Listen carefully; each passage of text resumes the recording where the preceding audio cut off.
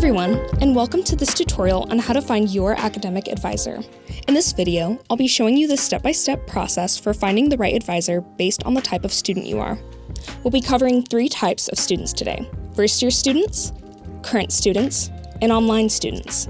Let's start with first-year students. You're considered a first-year student if you're a recent or upcoming high school graduate, no matter the amount of college credit you may be bringing in to WSU from high school. You're also considered a first-year student if you graduated high school within the last 2 years and do not have college credits.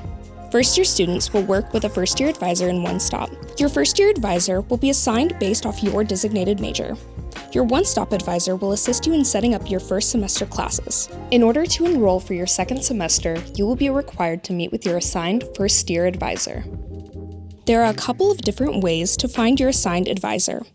First, you can visit wichita.edu/advising and click on Find Your Academic Advisor. Or you can log into your MyWSU account and click on the My Classes tab. Your advisor will be listed at the bottom of your academic profile. Next, let's cover current and transfer students. Current students are those who have finished their first year or more at Wichita State. Transfer students are those who have earned credit from a college or university before coming to Wichita State and are fully admitted to the university. To find your advisor, log into your MyWSU account and look at the bottom of your academic profile. You can also go to wichita.edu/advising and click on Find Your Academic Advisor.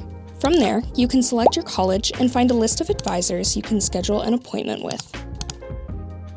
The same applies to online students, which are students who are majoring in online-only degree programs. There, you'll see a list of advisors you can meet with. And that's it! We hope this tutorial was helpful in showing you how to find your academic advisor. If you have any further questions, please feel free to leave them in the comment section below.